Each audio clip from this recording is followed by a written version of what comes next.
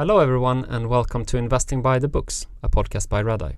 I'm your host, Eddie Palmian, and with me in the studio is my friend and colleague Niklas Sävås. Today we're happy to have Lar Endersen on the show. Laurence is an experienced and thoughtful investor based in Ireland, where he heads his private investment firm Capstrive. Laurence has also published 3 books. So Niklas, which one will we speak about? So today we will discuss Laurence's latest book, The Compounder's Element, which key message is for investors to take the long road to success and to focus on buying great businesses and to hold on to them for the long term. And what do you think about the book? I really like that it's written in a very personal way by an experienced investor, and I think Laurence is doing a great job of combining real-world examples with more philosophical ideas. And although the book is written from an investor's perspective, I think many of the lessons on how to create value long-term are also valuable for operators. The Compounder's Element was published in 2024, and we are thrilled to have its author on the show today. Here comes our conversation with Laurence Endersen.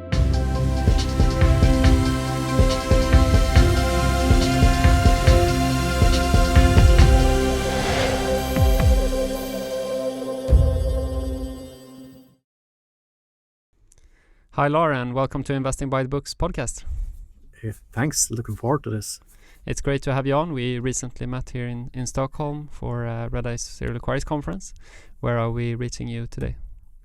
So normally you'd find me in Dublin, Ireland, but at the moment I'm in Malta for a few weeks. How come? I'm trying to do a Templeton on it, but I couldn't afford the Bahamas. Good enough. And to begin, we're curious about how your passion for investing started.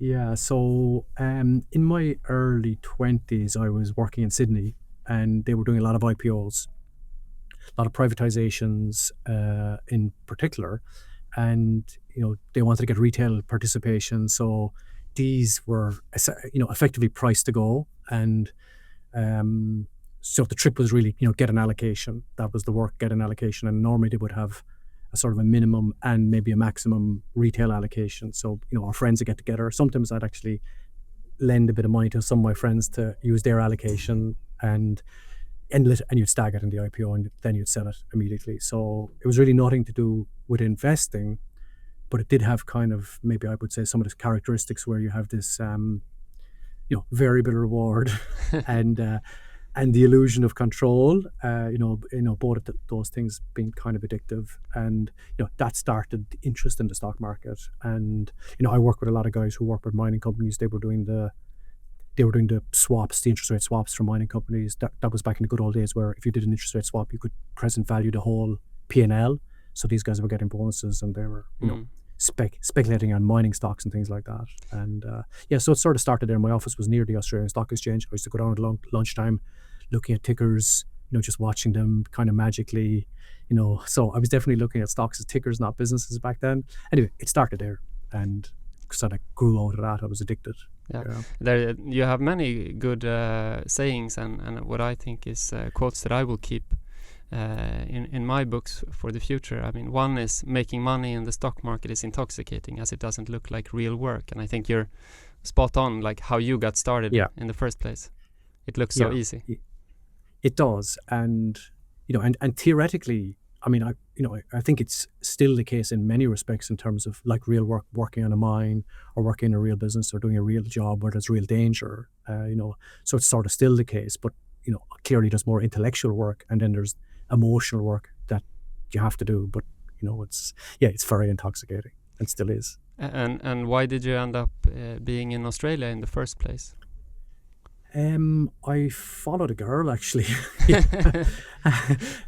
So at the time I was going out with a girl and she'd already decided to go to Australia, and so we actually got married. So she's with me now. In fact, she's downstairs in this office today. So this is our first day in this office. So like we're coming back to the Malta thing. I don't want to digress too much, but part of it is just an experiment of working in different cities, get a little bit of a different perspective, but try and actually, work and settle into society. And we've 2 desks downstairs alongside each other, so that's going to be an interesting experiment. But anyway, obviously the trip to Oz was worth it. I married a good lady, and we're still together, 3 adult children. So Wow. how bad? Congratulations on that. But now we spoke about like how you got started in investing. Was business something that was spoken about in your family, or was that an interest for you as well? Or Very much so. So growing up, my dad had a TV shop, and we rented TVs, sold TVs, and I was sort of in the business with him from like 8 years of age. I mean, I had no idea about business, but we were always talking about business and making money. So there was kind of a little bit of an obsession with that, so much so that I never watched sport, for example, as a kid, which is, unusual.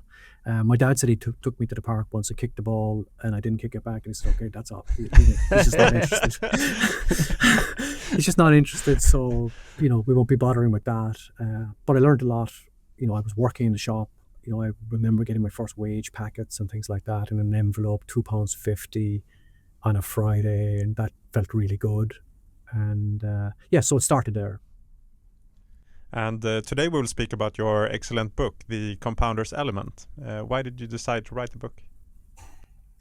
A strange thing happened. I had an original thought, and I said, okay, this maybe I'd like kind of want to own this. So if I was to say to you guys, if I was to pick a phrase and see like what name comes to, if a name comes to mind. So if I said to you like Atomic Habits, any name come to mind for you guys? James Clear, I think.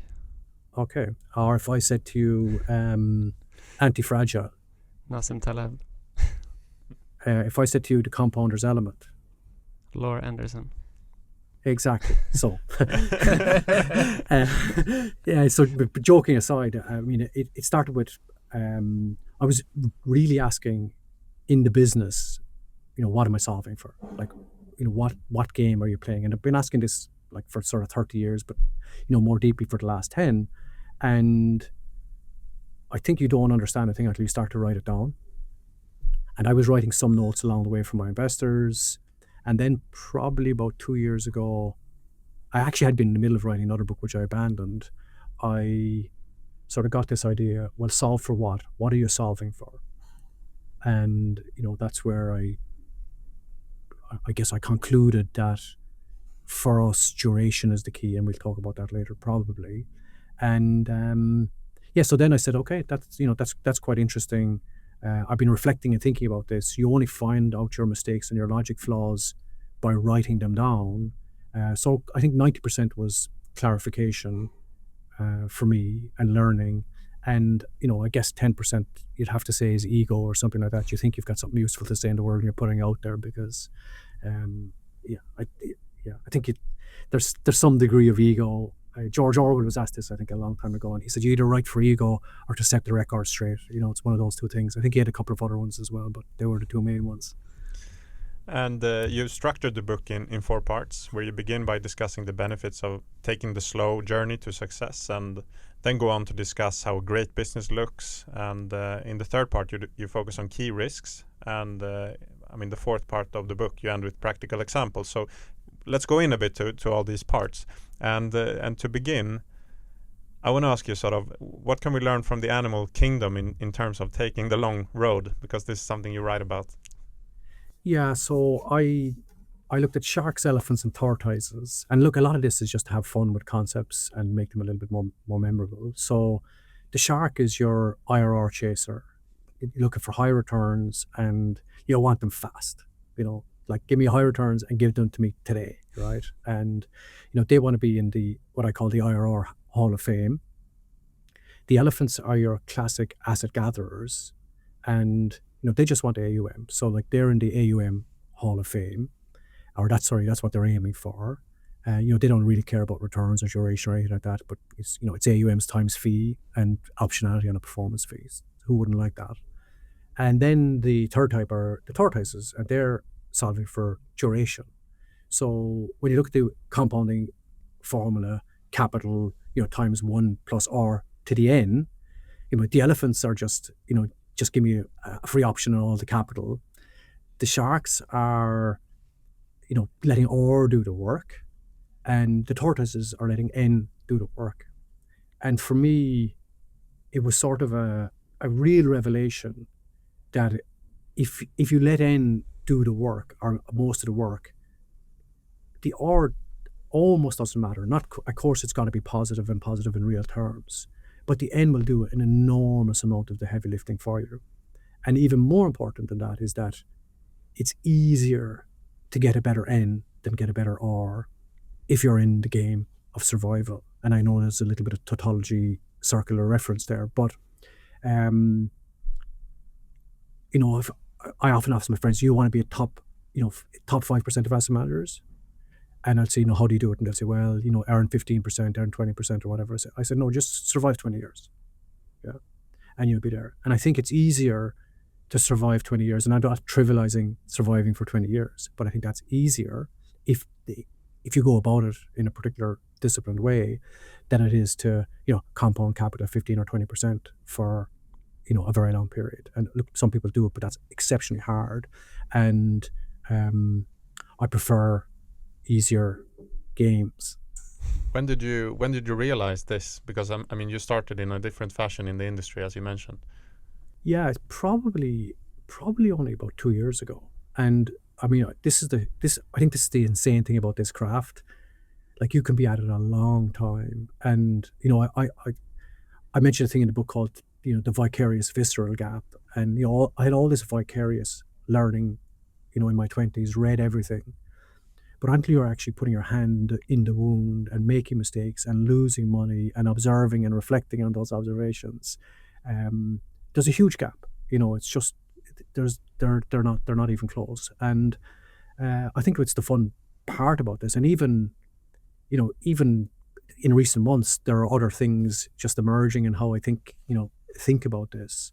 But this one sort of hit me hard. Certain things hit you, like value hits people early on, and then there's the kind of nature of the game. And someone might say, well, why don't you go for both, like high returns and duration?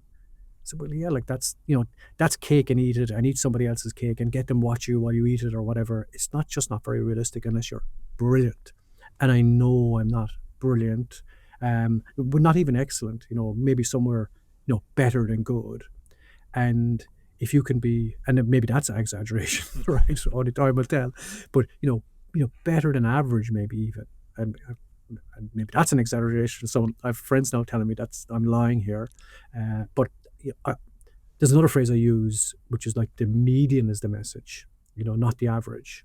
And the average skews all things. And I want to play a game where the median, the person literally right down the middle, is more likely than not to get a good result.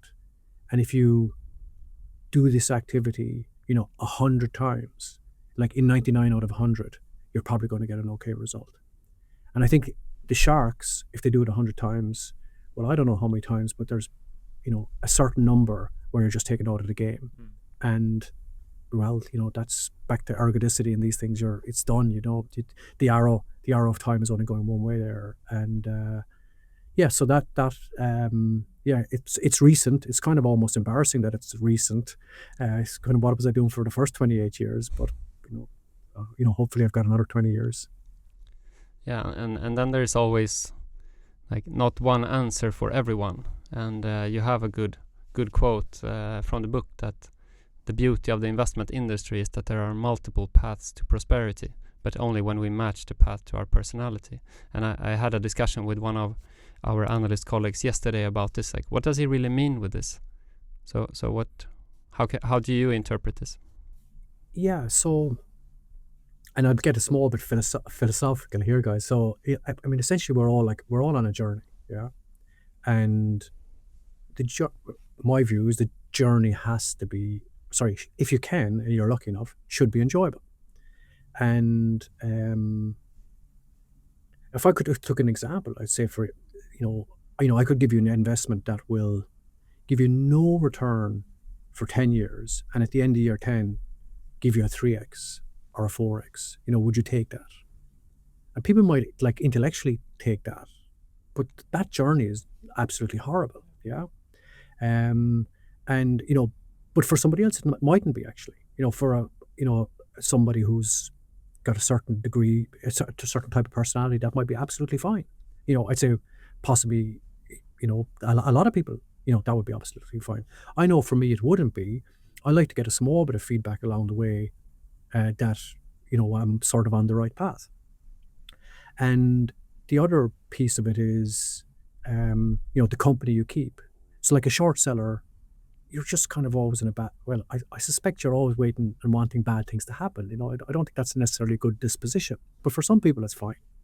If you've got an optimistic disposition and you're working with, good companies and good management teams, well, the company you keep during that journey is interesting and you're learning from those people. And look, it gets to public markets versus private markets. What kind of volatility can you live with? A lot of people are, very dismissive of, the par marking of private markets, the volatility laundering, as Cliff Asness calls it. But, for some people, that just allows them to stay the course and, just not get upset by noise. And, in periods like, say, even the last few days, I guess, there's some private market people thinking, fine, nothing to see here. Now, of course, there is something to see here, but it's just not right in their face.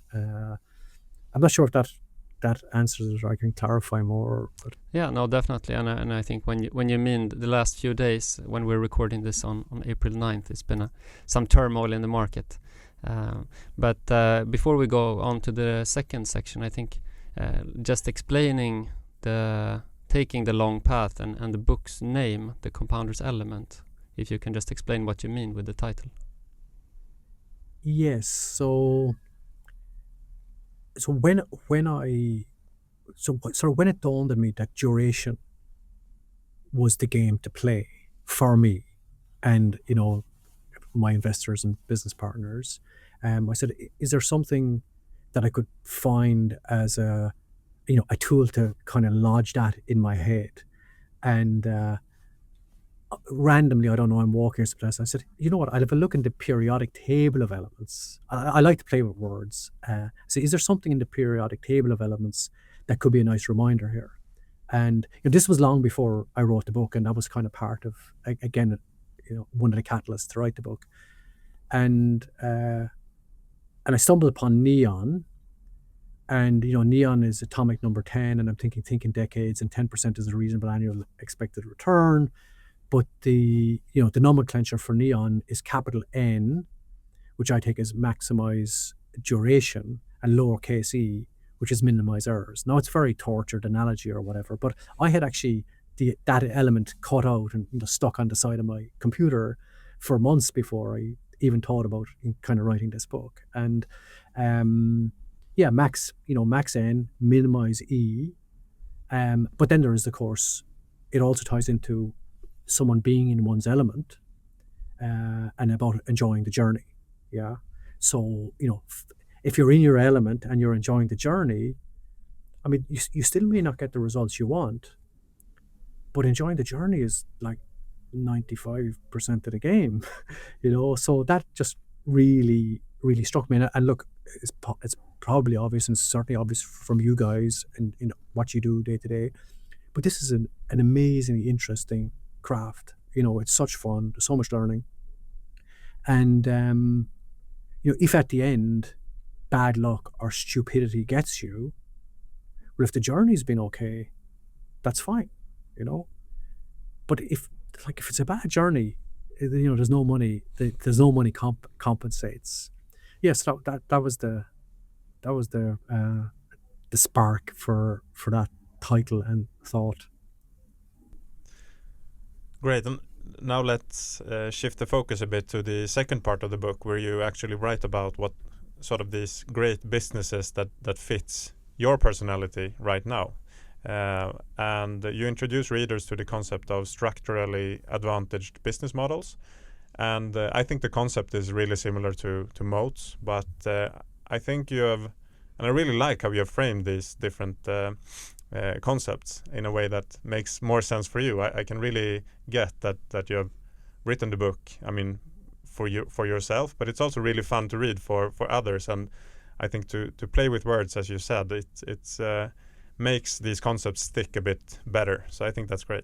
Can you bring up a few of those examples of business models that you think are superior, and also why you have named them the way you have done? Sure, and maybe even some history here. So about 3 years ago, I thought I actually might write a book around this concept of structurally advantaged business models, and I gathered everything I could, 7 powers and Porter's, for 5 forces or whatever it is, and I started down that path, and in the end I realized, look, there's something interesting here, but it's certainly not a book. But there's an article or a chapter here. So and again, the reason to start doing this was I was getting sick of being in bad businesses and waking up to bad news and getting shocks that are no fun. So I said, look, I need to understand what a quality business is about. Okay, so again, if you want to understand, write about it. So I eventually sort of gathered 10 categories, but maybe just to pick 2 or 3. One I call Privileged Perch. So this is where you've got a legal or a regulatory advantage.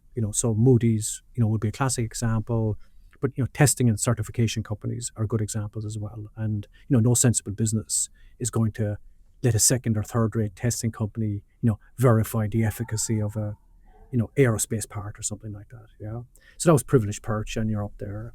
Some of the other ones would be ones that people would know, and I just tied them into songs, Both Sides Now, which is a scaled 2-sided network, or Stock on You, which is high switching costs and things like that.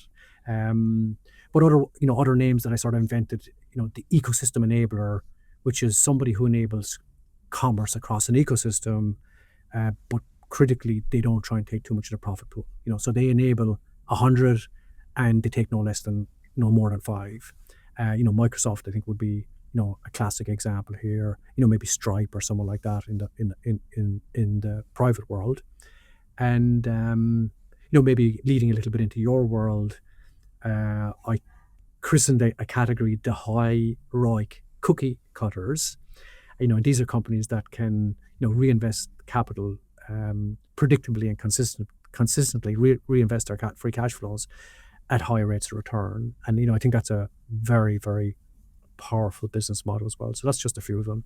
And in that last category that maybe I'm a bit more interested in, and Eddie probably as well, you bring up sort of an expanding supermarket chain and compare that to a serial acquirer. So can you explain the similarities there? Sure. And look, you guys will know 10 times more about serial acquirers. I knew very little until I attended your conference a couple of weeks ago. But so if you take a supermarket first, the unit economics of a rollout, particularly say in a place like in the US, where each of the state, there's reasonably consistent tastes and formats and things like that. So you've got a pretty clear handle on your unit economics, and you've got a long runway. So you think about Walmart or McDonald's, or Starbucks, or any of these retail concepts. Now, retail has been a graveyard for investors as well, but if you get it right, it's absolutely wonderful. There's a European example called Action, which has been backed by 3i. It's been an absolute thing of beauty, and 18-month payback on stores. And if you've got a good visibility on the white space, and usually they have really, really good data for that white space. So it's quite, I would say it's quite predictable, but retail has its own challenges. In the acquisition world, I don't think it's as necessarily as predictable, or people don't always find it as predictable, but it's no less powerful. And there are plenty of examples of people who have done it, repeatedly. So, in the book, I've mentioned, companies like Roper in the US, and, the market doesn't always give value, to that, because they're saying, well, look, we don't know if they'll be able to continue to do it, but somehow they do. And, a lot of the companies in Sweden and the Nordics, which I hadn't really been following until recently, otherwise a few of them would have been examples in the book, in fact. So this is why, this is so much fun. You're always like, the book is already out of date. There's a bunch of companies up in Sweden that have shown you can do this repeatedly and consistently over very, very long periods of time. And I think there again, it's there's probably greater discipline needed. Well, sorry, the discipline is always needed, but there's real discipline needed in the price and quality in terms of what people pay. And then it's just one needs to understand, how many potential targets are out there. But yeah, it's very interesting to compare the two, and I think they're both very, very interesting. I think you know a lot about this model as well, and I don't have too much to add. So let's go into a bit of sort of other concepts, and I mean for listeners who want to learn about all those 10 structurally advantaged business models, they can of course buy the book, which I highly recommend. But in the second part of the book, you also talk about owning cash. And for investors that focus on these sort of long-term compounders, I think many of them don't necessarily have cash in their portfolio. They strive to be fully invested in most times. So how do you think about that?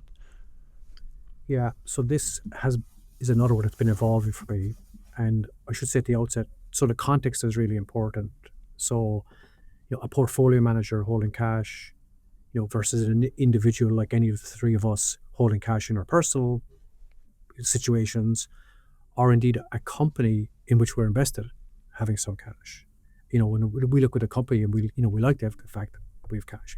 People love the fact that Berkshire is a few $100 billion today. Okay, they love it. Okay, I started out with a lot of cash, and in fact, for my first 7 years managing money as a fiduciary, I averaged about 30% cash. And I then asked myself the question, is this a safety blanket, which is cash as optionality and protects you, or is this a comfort blanket that, you always want to have money to, go after your mistakes or double down where you've, been too eager to buy too early? And, I think for me that cash has been a comfort blanket, and the opportunity cost of holding cash is the way to return on your portfolio. There may be times at the extremes to hold cash, but I think a portfolio manager who has been given an equity allocation by an individual, well, that's their fully invested equity allocation. So now, for the last few years, we're fully invested close to fully invested. And, I think it was a mistake to hold so much cash. Now, whether I was wrong in my first 7 years or whether I'm wrong in my latter 3 years, I don't know. It's an evolution. But and the context matters a lot. I don't know. What do you guys think about that? No, I agree. I think it must fit sort of your personality in a way also, that it could give you comfort to be more long-term oriented, I think, to have that sort of security that you have cash in the bank that you could invest if something bad happens. I think you can do that in many different ways, but I think I thought a bit like that in prior years, but have also tilted to become fully invested the longer I've been in the business. Because I think if you buy sort of these high quality businesses, as you say, I mean, a lot of them have net cash themselves, then I may think that why should I keep cash in the bank as well? So I think that's sort of how I think about it. Yeah, and I think it comes back to what we discussed before we started the recording, now that the markets are in turmoil, and how we deal with the situation. I mean, are we in capital preservation mode, or are we more like net savers and maybe a bit younger and have a long horizon? I think that also impacts how you can think about cash. Yeah. And another way in the second part is the barbell approach, and I think that this fits into this context that we discuss now, and is a concept that, I mean, Nassim Taleb, as we mentioned before, have talked about. So can you talk a bit about the barbell approach and how you have used that in your approach? Yeah, I'm glad you mentioned Taleb on that. I recently reread Anti-Fragile, and like it was 10 years since I first read it. And I mean, it literally, again, is one of those things that just hits you in the face, like when you read it. And I mean, my notes, like, and slight aside, but it's kind of amusing. Taleb came to Ireland last year. There was a Kilkenomics in Kilkenny, sort of, I don't know, a festival of ideas or whatever, but he came, and I went down to see him, and I brought my Anti-Fragile book with me, and I kind of accosted him. He was going to actually see Rory Sutherland, the ad guy, who's really entertaining and very smart, very, very interesting, is good as well. His Alchemy book is amazing. But anyway, I had Alchemy with me and I had Anti-Fragile with me to get it signed, and no one knows who Talib is down here. Well, not no one, but very few people are taking it. Anyway, so I go up to him and say, look, I have your book. Would you mind signing this for me? I think this is the best business book I've read.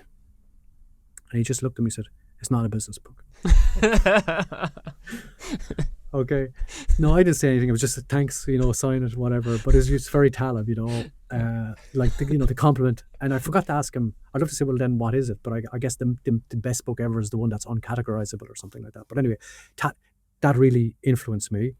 And it also went back to, there's a firm called NZS Capital, Non-Zero Sum Capital. They wrote a paper a long time ago called Complexity Investing. It's probably worth linking into or whatever in your notes, but they talk about, it's a very, very good note, and they talk about the combination of resilience and optionality. And I think that's what a barbell approach is. It's resilience and optionality. So your safe asset is your resilience and your risk asset is the optionality. And I think that's a lot. It's a bit like having senior debt and equity rather than having mezzanine. Yeah. And David Swenson's book, Pioneering Portfolio Management, is like an old book now, but is very, very interesting in this when he goes through the asset classes and the relative attractiveness of those. And I think so that's maybe that's the combination of Talib and the NZS guys. And again, that's it's sort of not quite it's not so intuitive. I mean, Mez looks like a wonderful thing, but again, it gets to when you're solving for duration rather than something else. I think the barbell approach makes a lot of sense. And by the way, I should mention I had a friend with a book club last week, and I had a friend over who's in the property world, and he only does property, and he said he has a certain amount of unlevered property, and then he has some property that's pretty levered, and he's got maybe some management fee associated or whatever. He got those two things, and when things get bad, he'll go and just use the security of his unlevered property. So that's a barbell, and it's kind of interesting because his unlevered property is still earning. It's not like cash, which is deflating for you. So anyway, I mean, he was running a barbell approach, and he's a thoughtful guy. So. And Taleb, he did sign the book, or? Oh, he did, absolutely. Yeah. He wrote a nice note on it and everything. And look, he could see that I definitely was interested in his book because it was literally destroyed with notes. So I look at it. I was too kind of awestruck to ask him, well, tell me what kind of a book it is then, and I was afraid I'd get a lecture or something like that. He's brilliant, but he's prickly. Yeah. He's on our list of potential guests, but we haven't dared ask him yet. Yeah. Well, look at I mean, indirectly, I mean, he has a connection with Ireland, and there's somebody, so maybe we'll see. Anyway, let's watch this space. I can't promise anything. He would be a wonderful guest to have on. It'd be fun. It'd be a fun interview for sure. Yeah, and there are many books to choose from. So. Yeah. But let's go into the third section of the book. I mean, the first part that we talked about is taking the long path, solving for duration, and the second part is about finding those great businesses and great business models that work for that time period. And in the third part, I mean, we spoke a bit about it now, how you can survive. But in the third part of the book, you write about different ways how you can disrupt compounding, and you write that time is not money, it's exponential money, and that what's not kept can't be compounded. So what are the implications for you when you look at this in your investment process? Yeah, so this goes back to what I call the miserable math of mistakes. So everyone knows that you lose 50, it's a double to get even. But I think, and I was guilty of this, it's not just that, it's the other asset that you could have been in that was continuing to compound. Yeah. And then it's also the time and mental, pain and distraction of getting involved in when you could have been finding something else that's going to work for you. So the kind of the example I gave is a friend who bemoans his $100,000 mattress. So this is someone who sold some shares to buy a mattress. A small number of shares to buy a mattress, and of course there's some hindsight bias there. But if you interrupt or dilute compounding, it doesn't look like much in the short term, but when you extrapolate that mistake over 5, 10, 15, 20 years, it's an enormous amount. And I was chatting with my business partner about this recently. So my personal pension, I have some, I've done some venture investing, and a couple of those have gone to zero, and I have had to have a real humdinger of an investment on the other side just to get 8% a year, right? Now, so you do all the hard work to find a 15%er, and it's completely undone by the mistake. And 15, 20 years down the road, that adds up. And look, that gets the saving early, dollar cost averaging early as well. And what are other ways to destroy compounding?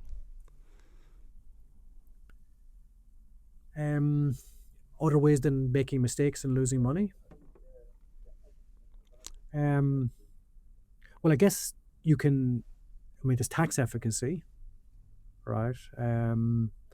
So I started in tax, and so you got to keep the gains you make, yeah. So I started out my career in tax. I've always been sort of very tax sensitive in terms of not looking for tax driven investments, but even looking through to one's investor base, what's their tax position, and a lot of people do not look at that. I mean, Walter Sloss, who had amazing results. I think the tax result in the hands of his investors was excellent, but not quite as amazing. But is there something else at the question that you're getting at that I'm forgetting that I've written about? Yeah, I think what many people think about as a common mistake to lose money is leverage, and it's clear. I mean, in many parts of your book, it's clear that you have not thought about this like the first level thinking, but you have done it multiple times, and it's of course from experience, but also I think you're reading a lot. And when it comes to leverage, you have written about several different types of leverage that can kill you or a business. So curious to hear more about those. Yeah, so everyone's aware of the risk of debt and recourse debt and variable debt and all of that sort of financial debt. And I think of two other, I guess, broad categories of leverage outside of traditional debt.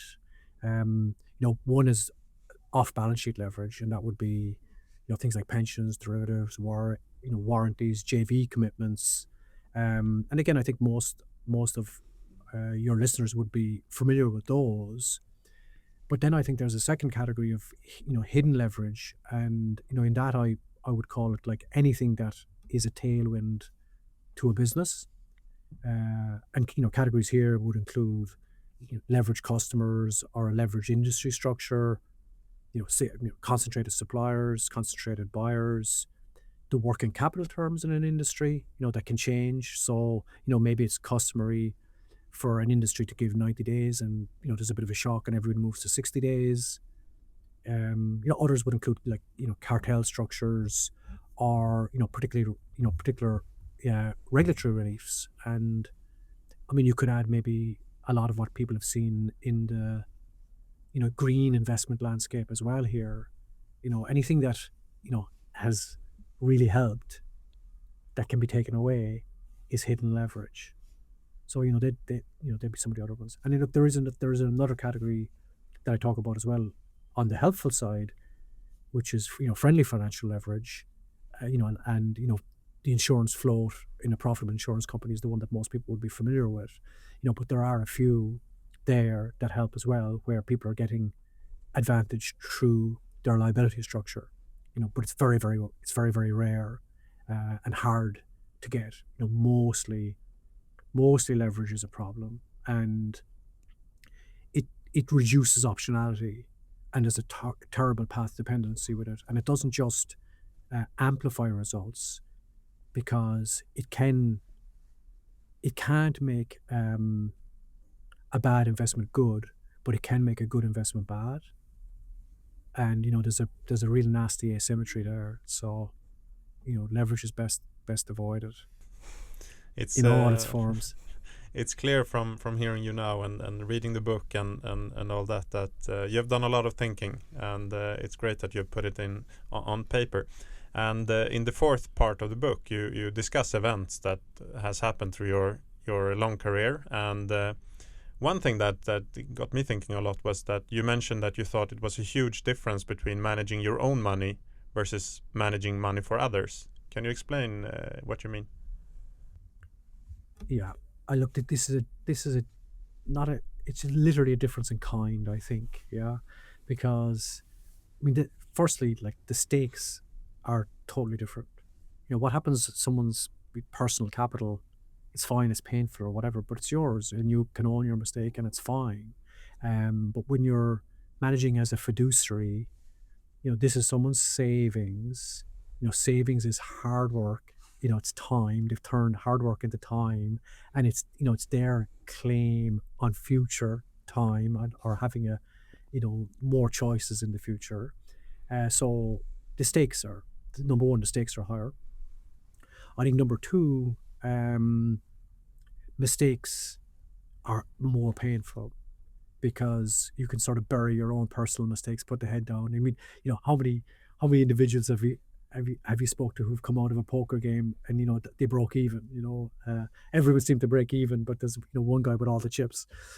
So at the personal level, we're all breaking even, yeah. But you're managing money for other, your mistake is there, and it's for everyone to see.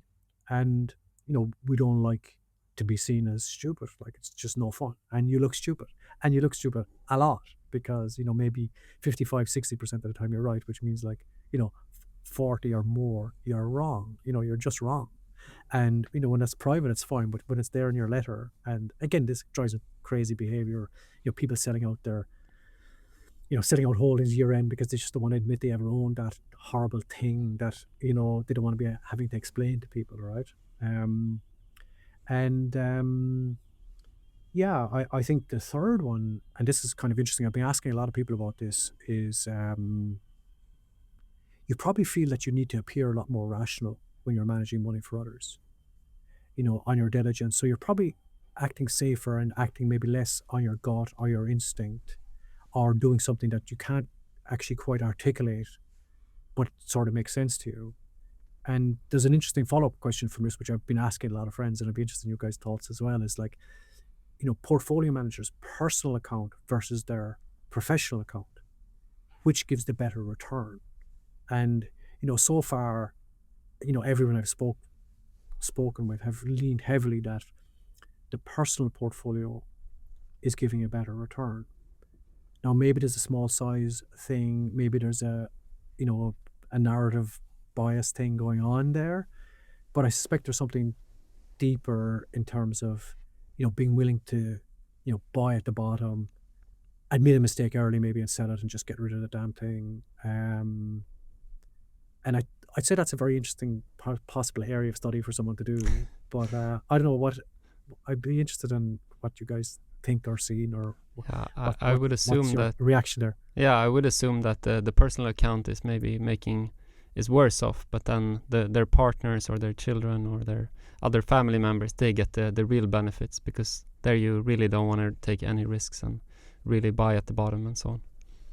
I could guess that maybe, with the rules, being a fund manager, you need to be more diversified than you maybe want to be and so on. Then maybe you concentrate a bit on your best ideas in your personal account. That could be something. But I think you're probably better to answer that, as you've been managing money for others, and we haven't. So. Well, definitely there's concentration. There's probably survivorship bias and who you talk to. I think, Eddie, your point about the children or the other person's account is a very good one, and I have actually seen that one firsthand. I have a colleague who, manages money for relatives, and that's the best performing account actually. So maybe that's getting the discipline of care and ambition. I don't know. Anyway, it's another reminder that managing between for a fiduciary and oneself are not the same thing. And then, of course, for an asset gatherer, it's just another thing altogether. And they're just I mean, it's really very, very careless. So the asset gatherer is building a business for themselves, and they're delivering some sort of a product for investors, but it's not an investment-driven one. You touched on the sort of immense responsibility that you have managing money for others, and I mean, as we speak right now, as we mentioned, there is quite a market turmoil going on. So how do you advise sort of asset managers to cope with this situation? Yeah, so look, I've probably maybe been through about 4 or 5 of these. The last one was COVID, and in fact, I in the book I put an extract of literally my letter to investors in the middle of COVID, and that time was far more distressing because I think there was a lot more sort of uncertainty out there. But essentially, you're re-underwriting your portfolio and asking the question, what's changed, and does everything still make sense? Yeah. I think in an environment like this, and I'm not a macroeconomics guy, I always have the phrase macro for context, micro for conviction. You get your conviction from the micro. Now, this is a major macro change. The cost of capital, I think, has gone up. The cost of equity has gone up. Profit margins are probably coming down. So stocks should be down. And that is a question of quantum. Are you leveraged? Are you going to be caught in some kind of crossfire? Are your companies operating within their own borders? They operate across border, all those kind of things. But ultimately, a big one is leverage. Yeah. Are your companies leveraged? Are you levered? And you just re-underwrite. And previously, you'd be saying, well, this is a nice time to have cash, and you're adding some more cash. If you don't, then you're just looking across your portfolio saying you're judiciously rebalancing. Are there some things here where the change is disproportionate, or is it just simply an indiscriminate sell-off? And if it's an indiscriminate sell-off, that got to suck it up and stay on it and hold the course. That's always been the case. Hold the course. But I don't have advice for others. All we're doing is just looking at our portfolio. Is everything that we thought, are all the reasons that we're invested still valid? Yeah. And has something changed? Yeah. And you just ask that question. What I love to have in these situations are CEOs in companies that understand, the optionality of the moment, and they're doing the hard work. And I think if you've got good management teams that have businesses with this combination of optionality and resilience, this is the time where they make it. So I would, I'm fundamentally a lazy person. I would rather the CEOs of our companies be doing that work. And, we have a couple, and they're doing that, and they're buying back a lot of stock. And related to this, in the book, you write that over time you have gravitated towards investing in liquid public companies and less of those VC investments, which you mentioned many went to zero. Why have you done this transition? Yeah, so I've never been doing an awful lot of private, so it's not necessarily a transition, but it's an increasing preference. The first one is go back to the point of sort of laziness. Like with a public company, you can just buy the stock. You don't have to get into all the legals and lawfare and emotional turmoil that comes with negotiating documents. The bigger one, I guess, is the continuous optionality that you get from public stocks, right? So, and that optionality is not only available to you as an investor, it's also available to the management team of a company. So, a good management team, and I mentioned we have a couple of companies right now where the CEOs are buying back stock. And I mean, that's the closest thing to an informational advantage, an actionable informational advantage that you will get. Now, you need a good capital allocator at the helm, and the history of stock buybacks, as you know, is not great in aggregate, but for those who really know what they're doing, it's an incredible tool. The other reason I like public securities is you can scurry out of your mistakes, like with your head still on your shoulders, like you're not getting your head handed to you. And I come back to the private examples. I had one private. I shouldn't be laughing. I had one private company that went to 10x, and I knew it was sort of nuts, and I kept offering it back to them and other shareholders at 8x, 5x, 3x.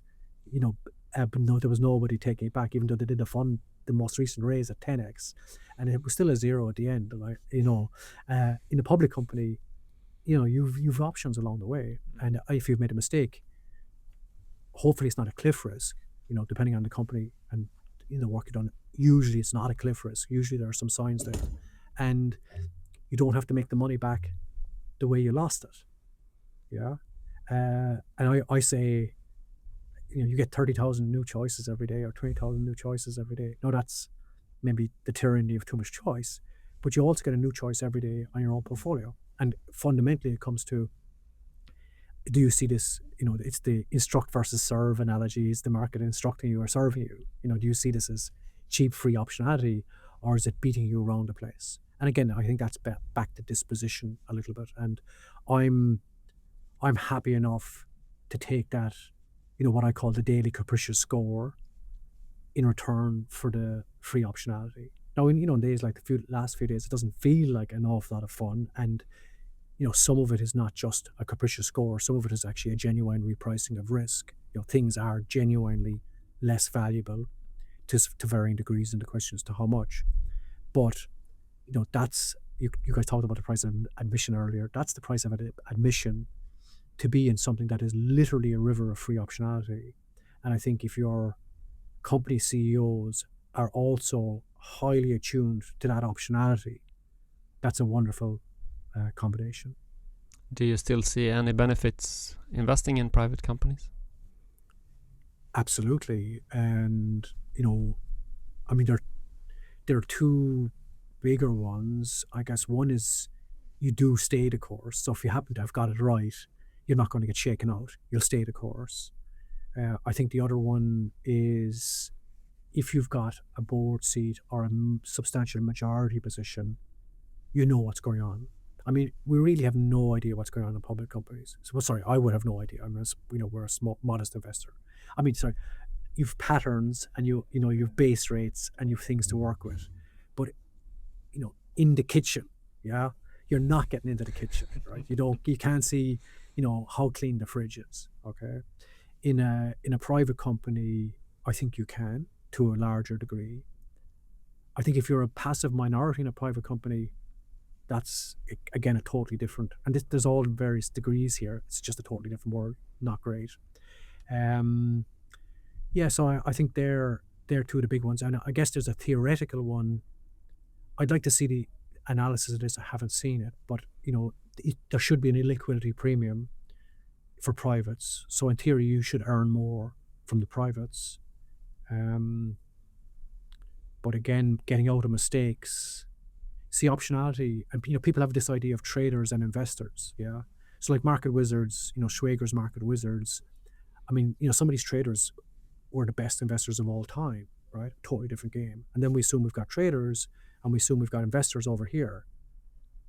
I mentioned a firm, I don't know them personally, but I followed their work. Canadian firm called Turtle Creek, and they're quite good at harvesting the price volatility within their listed portfolio, and they actually, track it. And, it's a couple of points per year difference from leaning in or leaning out. And, different people's tax circumstances may or may not enable that. But, this is where I think these comparisons can be so fraught. And, a lot of people are saying that the best private companies are staying private longer, and no one wants to be public because of all of the scrutiny, and I understand that. And I think and by the way, I had another thought. Sorry for wandering off here, but it's your guys' fault. Is coming into this, I was thinking, you know what? The serial acquirers are probably an interesting combination of both. You have a public company, and they're harvesting the private illiquidity premium. Yeah. Yeah. So that's kind of a nice mix there. Yeah. Fully agree on that. But we spoke about your role as an investor, but we haven't talked so much about your private investment firm, Capstrive. So it would be interesting to hear a bit more about the background of this, how it's set up, the structure, and so on. Yeah. So we're just into our 10th year now in Capstrive. Before Capstrive, I was working in a Dublin-based private investment firm that a colleague set up from scratch, built to 8 billion of AUM. And I was in there managing a small value fund for partners in the firm and a few friends. We actually started on this point is only just come back to me now, on the 12th of December 2012 with 12 investors, right? And anyway, 12 is a kind of an interesting number. If you could do 12% for 12 years, you'd be in a nice place and then do it again. So anyway, did that. KKR bought this firm, Dublin-based firm, and I was in there for about a year before they noticed, before they got around to me and said, what's this tiny thing doing in here? They were closing down larger funds for lack of scale. So I took it private at that point. It was a fund, a regulated fund at that point, but I didn't want all that sort of hassle of fund regulation. So Capstrive is a firm, a corporate, in the active trade of financial securities and the long-term holding of private investments. It's set up with a handful of investors, essentially 3 families and my own savings. And the idea is to preserve and protect intergenerational wealth and maybe hopefully proliferate that intergenerational wealth over time. So, we're not looking to raise money or anything like that. It's just, managing compound capital in a sensible and long-term and also tax-efficient way. And how do you operate this practically on a day-to-day basis? What do you mean by operate it practically? Running the fund, like how are your days structured? How's my day structured? Yeah, it's very boring. Like I just, come into the office. I should add that like for the first 7 years, it was entirely me on my own. And more recently, one of the investors actually has come out of retirement and he's an absolute brilliant financier and, he's the guy that built the asset management firm. He knows this world inside out. And anyway, he's younger than me and sort of coaxed him out of retirement. So anyway, so we've 2 rooms alongside each other, but they're like closed doors. And we each come in, we put our heads down, and we're sort of reading all day. But it's terribly boring. I mean, the office is about it's an hour from my house on the train, but it's like 2 hours walk. So sometimes I walk and I get up early, like 7 a.m. I'll actually walk to the office. I'll put on a podcast. I've been listening to all of yours, by the way. And I should say a shout out to David Henry, who introduced us, because I'd never heard of your podcast. And I've nearly listened to all the episodes now. You guys have been accompanying me on a lot of my morning walks. So I walk into the office and, we've only like 15 stocks between us. We actually divided the public portfolio in 2. So this is how we did it. I run half it. Alan runs the other half. And the privates do their thing, and as money comes back, that comes into the public portfolio, or if we want to do a private, we finance it out of the public portfolio. So that gives us both the autonomy around. Now, our investors don't know who owns what stock; they just get the blended stuff. But Alan and I have autonomy, but we have the beauty of being able to compare notes and talk and say, listen, what do you think of this? Is this nuts? Is that not nuts? So. Yeah, I mean, maybe it gets back to the thing. It doesn't feel like work or look like work or whatever. How many holdings do you have in the portfolio, and what are your thoughts on the sizing of those? Yeah, so we've on the public side, we've 15 or 16, 16. So we've 15. We added another one last Thursday, so we've I think 16 now. But the public side is about half, a little over half the overall portfolio. So in a sense, that 16 might be 32 in a kind of position size sense. So we've got nothing on the public side more than a 4 or 5 position right now. I've had 15% positions in the past. We've also seeded another fund manager, with capital. So we've got ourselves and his previous employer where he's sort of first check and he's out doing his own thing. So, he's probably got 20 stocks. So there's an element of diversification over there. And, we've also, taken a small stake in his asset management firm. We don't do that as a business, but we've known this guy, for a very, very long time. I think he's amazing. And it's just really interesting to be on the journey with him as well. I think as time goes on, I'm more respectful of diversification as time goes on. Concentration is I say it's an act of ambition and an act of arrogance. It's ambitious towards returns, but it's a kind of an arrogant act. And there's a huge survivorship bias in all the concentrators. And I say there's also a brilliance bias. Some people are genuinely, they really, really know their stuff, and there's a brilliance there. Druckenmiller called himself an idiot savant. And I just say, I'm an idiot full stop. So, if diversification is sort of some protection against ignorance, that's fine. And there's another quirk on this as well. Like when people look at investment, their companies in which they're invested, they want those companies to be incredibly diversified by customer, by client, by business line, by supplier, you name it. And yet, you flip your head and you're saying, oh, concentration is the way to go. Yeah. So anyway, I think that's an interesting one. And again, that also gets down to personality for people as well. You can go Schlosser, you can go Munger, or anywhere in between. Yeah. And then some of those, the serial acquirers that we mentioned, some of them have hundreds of holdings of private companies within them. Then you kind of own a fund already. So. Correct. And you can concentrate on one of those, no problem. But they don't believe in concentration, and they're, I guess, obviating perhaps a portfolio manager's need for concentration. Another way I look at this is, almost like hiring people into your firm, like the management teams. If you get really, really good management teams, and you buy the stock, you're sort of hiring the person. Well, like if you can get a great person at a reasonable price, like why wouldn't you take them? So people have heard of GARP, growth at a reasonable price. I'm playing around at the moment with MARP, which is management at a reasonable price.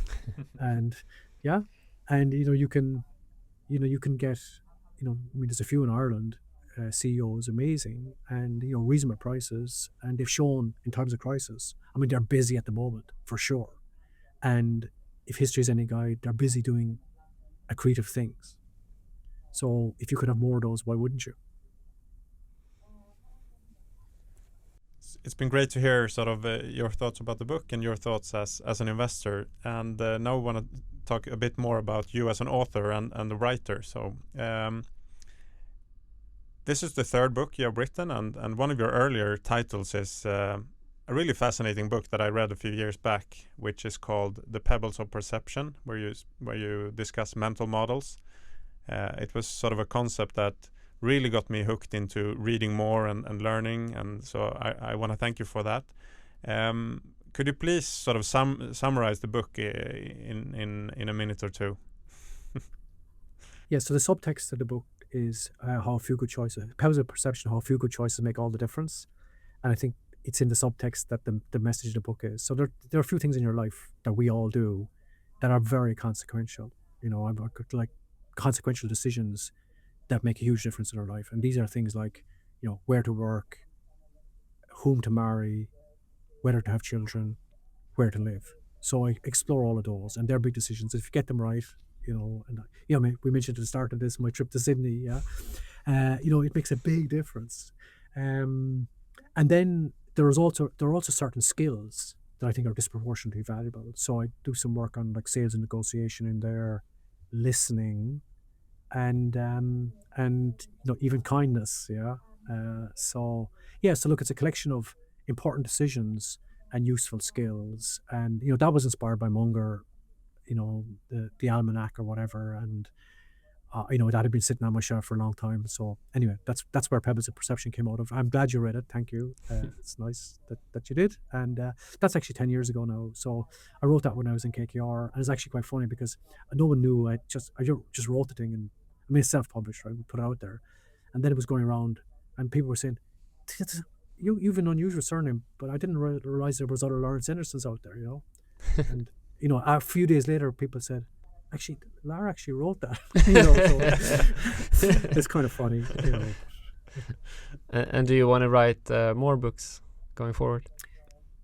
The bar is insane now. Like there's just so much coming out. I think the topic would have to be incredibly interesting to me, and I think I'd feel I'd have to be adding something to what's out there, and like everything's out there almost. So there's a high bar. Never say never. I have a few that I've abandoned. done a lot, and I've looked back at them and said, you know what, there's just not enough interesting here. I try to be very respectful of people's time. Like, to read a book is an act of, devotion of time. And, a lot of books really should be articles. So, for example, the structurally advantaged business model chapter in there, a few people have said to me, you should turn that into a book. And like, it doesn't need to be a book, so I don't know. I'd say unlikely for a long while, unless some spark of serendipitous spark of uniqueness comes out of nowhere. But I'd say keep me quiet for a while. We'll keep our eyes open for your name. But is there any book that you would like to read but not write yourself? So this comes back to something we were chatting about earlier about management. I'd love to see a book, maybe call it like The Contenders, 100 public company CEOs, from all over the world, different markets, that have shown competence in, capital allocation, know their business, are fair and transparent, write clearly. We have the outsiders, but it was a handful of people. It was looking back. There's a couple on the Intelligent Fanatics, again, a handful, but like, they are out there. I mean, I can count 4 or 5 in Ireland alone that meet those chops. And I think any investor, me included, would love someone to take that project on. I don't think it's a very, very difficult project. I mean, I think you could tell an awful lot from just reading the annual letters of a CEO as to what they're made of. Occasionally you'll get a false positive where someone's talking the talk, but they're not, they actually don't have it. But I'd say eight times out of 10 you know it when you see it. And I just haven't combed enough people. But that's an ongoing project for me now in my investment agenda. And so if someone would write that, count me a buyer. And if there's 100 CEOs in there, they're going to sell at least 100 copies. Great idea. Laurence Endersen, thank you so much for coming on Investing by the Books podcast to talk about you and your great book, The Compounder's Element. Do you have something more you want to add here before we finish up? No, just to say thanks. And, thanks for the preparation. I mean, your enthusiasm, your preparation, your enthusiasm, your questions. I think you've made the Investing by the Books your own version of a high ROIC learning cookie cutter. So well done. And thank you. Thank you for those words. It's an honor to have you on. And lastly, where can our audience follow you and your work and buy your books? Yeah, so you just go to endersen.com, all ease, ENDERSEN. And if that doesn't work and you misspell my name, just search The Compounder's Element and hopefully it finds me. Perfect. We'll put that in the show notes. Thank you so much, Lar. Thank you, guys. Thank you, Lar. Thank you for listening to Investing by the Books, a podcast by Redeye. Follow us on Twitter at IB_Redeye and email us at ib.podcast@redeye.se. To improve, we'd love to hear your feedback, so please rate and review us. Notice that the content in this podcast is not and shall not be construed as investment advice. This information is meant to be informative and for general purposes only. For full disclaimer, visit redeye.se. I'm your host, Eddie Palmian, and until next time, I sincerely wish you the best of luck on your journey through life and investing.